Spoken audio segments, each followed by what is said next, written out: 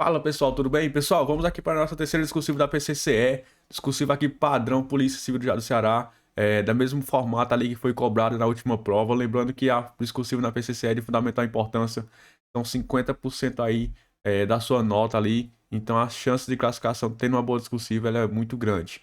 Então vamos lá aqui, sem mais delongas, para a nossa discursiva padrão PCCE. Vamos lá, dar início aqui, ver nosso caso concreto, as propostas ali digamos, de perguntas feitas pelo professor, assim como o padrão de resposta e argumentos que o aluno pode estar utilizando ali para desenvolver a sua discursiva, desenvolver o seu raciocínio e colocar aquilo ali na prática na hora da prova. Vamos lá. O caso concreto de hoje é o seguinte: é uma questão aqui que versa sobre a matéria de direito constitucional.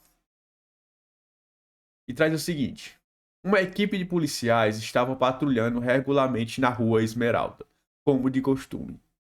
Em determinado momento, a equipe avistou claramente que no interior de uma casa, João, indivíduo bastante conhecido no meio policial, estava ali fazendo o quê? Estava ali comercializando drogas e portando uma pistola. Ou seja, João estava vendendo drogas, comercializando drogas e portando uma arma de fogo ali, uma pistola.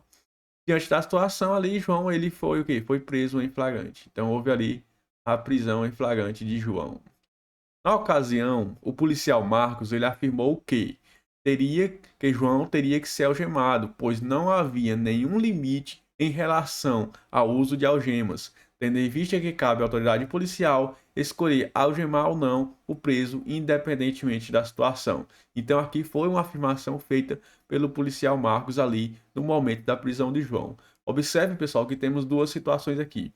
Temos o crime de João, no primeiro momento. João estava o quê? João estava comercializando drogas e portando uma arma de fogo. E o segundo momento, a afirmação feita pelo policial Marcos, de que João teria que ser algemado ali, digamos ali, pois não havia nenhum limite. Essas foram afirmações do policial Marcos, que não há limite ali em relação ao uso ou não de algemas. A partir desse momento, agora vamos analisar quais serão aqui as perguntas propostas pelo professor. As perguntas são as seguintes: com base exclusivamente nas informações acima expostas, responda os seguintes questionamentos. Aqui é sempre importante, pessoal. Você deve levar em consideração o que foi exposto no texto, o que está no texto do caso concreto. Não fica fazendo deduções, pensamentos abstratos, não. Observa o caso concreto. Uma dica aqui: observa o caso concreto e vá responder ali com base no que tem no texto do caso concreto. Não extrapola, não vá muito além do que está sendo pedido, porque você pode ali fugir do tema da sua resposta e acabar perdendo ponto, o que é uma situação, digamos que muito ruim ali para você. Então vamos lá. Letra A diz o seguinte: além da situação de flagrante delito, em quais hipóteses, a Constituição Federal ela relativiza a inviolabilidade domiciliar. Ou seja, tem a hipótese de flagrante delito, que já foi mencionada aqui no texto da questão. Além dessa hipótese de flagrante delito, em quais outras hipóteses a Constituição Federal ela meio que relativiza a inviolabilidade domiciliar? Quais são elas? Discorra, justifique a sua resposta. É, lembrando que cada aspecto desse ele vale, com base na última prova, no último edital, ele vale ali 10 pontos. E a questão de legibilidade, escrita, ortografia e gramática vale 5 pontos. Então, o total da questão no todo são 25 pontos. O item B diz o seguinte: a afirmação feita pelo policial Marcos, ela está correta? Sim ou não? Por quê? Justifique também. Então é isso, pessoal. Vamos aqui observar os dois questionamentos, A e B, observar os argumentos que você pode estar utilizando aí no momento de uma eventual discursiva que cobre esse assunto, e depois eu vou mostrar ali um padrão de resposta proposto pelo professor. Então vamos aqui. Com relação da violabilidade domiciliar, além da situação de flagrante delito, em quais outras hipóteses ela é relativizada, ela é mitigada? Vamos lá. A Constituição Federal diz o seguinte: no artigo 5º, temos o seguinte: a casa, ela é asilo inviolável do indivíduo, ninguém nela podendo penetrar sem consentimento do morador. Essa aqui, pessoal, é a regra geral. A casa é asilo inviolável. Porém, existem exceções. Quais são as exceções? Salvo em caso de flagrante delito, desastre ou para prestar socorro, ou ainda durante o dia, por determinação judicial. Observe, pessoal, que nas hipóteses ali de flagrante delito, desastre ou socorro, não há ali um condicionamento. Já quando você fala aí na determinação judicial, há um condicionamento. O quê? Durante o dia, desde que ocorra durante o dia. Então eu fiz aqui um pequeno esquema para facilitar a memorização de vocês. Inviolabilidade domiciliar, exceções aqui, hipótese em que ela é mitigada. Então vamos lá, qualquer hora, qualquer momento, em caso que de flagrante delito, de desastre ou para prestar socorro. Então nessas três hipóteses aqui, independe do momento, dia, noite, madrugada. Então independe do momento que acontece a situação, flagrante delito, desastre ou para prestar socorro. Com relação a determinação judicial, por mandado judicial aqui, efetivamente, desde que ocorra durante o dia. Então, cuidado com pegadinhas de prova aqui, que vão trocar a qualquer momento, qualquer horário. Determinação judicial, mandado judicial, somente durante o dia. É a hipótese aqui, que é um pouquinho diferente das demais que tem previsto ali no texto legal, que tem previstas no artigo 5º. Então vamos lá entender ali o que seria casa. O que é o conceito de casa? É só um apartamento? É só uma casa bonitinha, aquela casinha que você desenha, por exemplo, de que tem na rua? Não. O STF tem um conceito ali um pouco mais abrangente em relação à casa. Então veremos agora. Para o STF, o conceito de casa ele revela-se abrangente. Então não é um conceito ali limitado, não é um conceito ali restrito, é um conceito ali abrangente, estendendo-se o quê?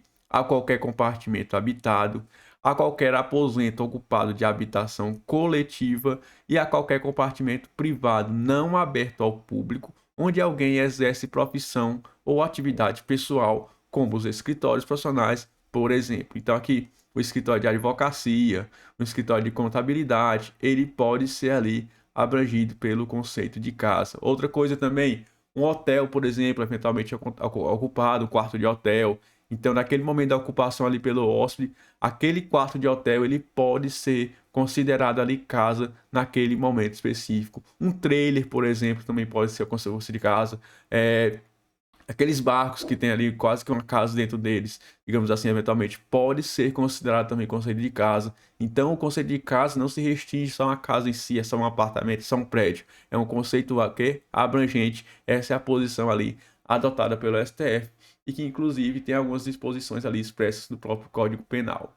Então, outra coisa aqui, ficar atento. A doutrina e também a jurisprudência admite que a força policial, tendo ingressado na casa do indivíduo durante o dia, com amparo em ordem judicial, prolongue suas ações durante o quê? Durante o período noturno. Professor, não entendi o que é isso aí não. Durante o dia, período noturno, é o seguinte. Vamos supor que uma equipe de policiais da Polícia Civil do Ceará tem um mandado de busca e apreensão para cumprir. Esse mandado ele começa a ser cumprido ali durante o horário da tarde, às 15 horas, durante o dia, como eu disse, por situações de mandado judicial durante o dia. Porém, devido à grande quantidade de situações, à grande quantidade de objetos ali para ser apreendidos com base no mandado judicial, essas ações elas se prolongam ali até as 20 horas, ou seja, já estamos aqui no nosso período noturno. Então a doutrina diz o seguinte: nessas situações, tendo a ação iniciada ali durante o período do dia, é válido, é lícito, não há impedimento que as ações se prolonguem durante o período noturno, ou seja, até as 20 horas no nosso exemplo aqui. Então fique atento, pode ser também um assunto a ser cobrado na discursiva, um assunto a ser cobrado na prova objetiva. Já vi sendo cobrados ali em provas objetivas, então ficar atento em relação a essa situação, a esse detalhezinho. Vamos aqui para o próximo questionamento aqui. Se a questão do uso de algema pode ser utilizado em qualquer momento, independente da situação, ou se o policial Marcos está equivocado. Com relação ao uso de algemas, a questão se baseia ali na súmula 11 do STF.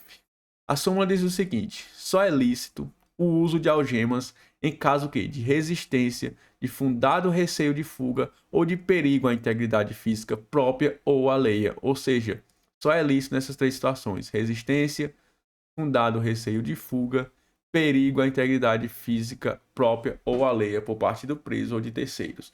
Justificada a excepcionalidade por escrito, sobre o que? Sob pena de responsabilidade disciplinar, civil, penal do agente ou da autoridade e também ali de nulidade da prisão ou do ato processual a que se refere, sem prejuízo da responsabilidade civil do Estado. Ou seja, a partir dessa súmula, a doutrina entende que o uso de algemas é a exceção, não é a regra. É a exceção permitida ali somente em situações de resistência, fundado receio de fuga ou perigo à integridade física própria ou lei, tanto por parte do preso como de terceiros. Para decorar, digamos assim, essas hipóteses, tem o mnemônico PRF. P. Perigo à integridade física própria ou alheia por parte do preso ou de terceiros. Resistência e fuga. No caso aí, o fundado receio de fuga. Então vamos aqui ver como podemos estar debatendo a nossa discursiva, como podemos estar resolvendo isso aqui e colocando na prática no texto de questão, no texto de resposta. Em primeiro momento, é de suma importância destacar que a inviolabilidade domiciliar é um direito de primeira geração, constitucionalmente assegurado aos indivíduos. Todavia, não se trata de um direito absoluto, pois existem situações nas quais a referida norma pode ser ali o quê? Pode ser mitigada, pode ser afastada parcialmente.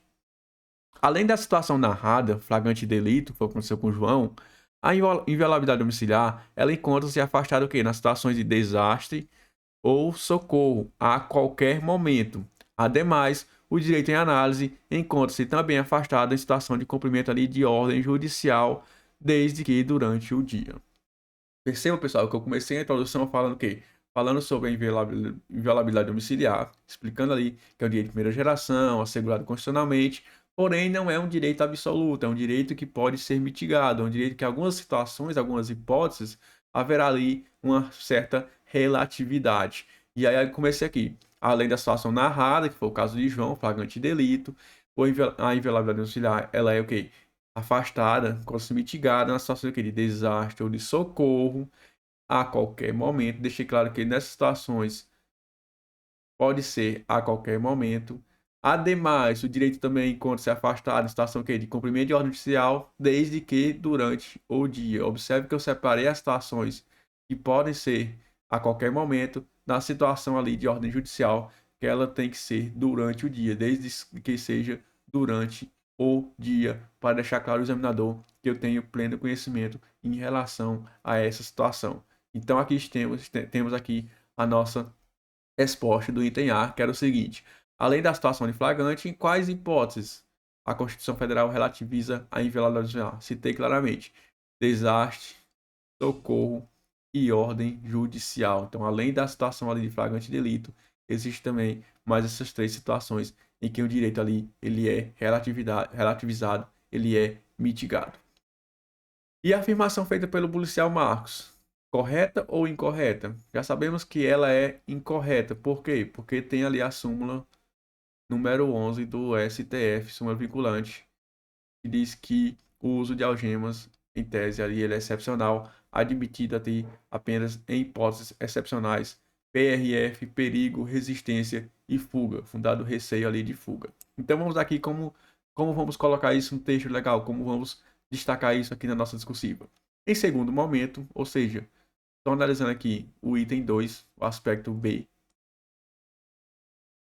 Destaca-se que a afirmação feita pelo policial Marcos durante a prisão não encontra amparo, não encontra fundamento legal, ou seja, está ali equivocada. Deixei claro aqui que a afirmação de Marcos ela está incorreta, ela está equivocada.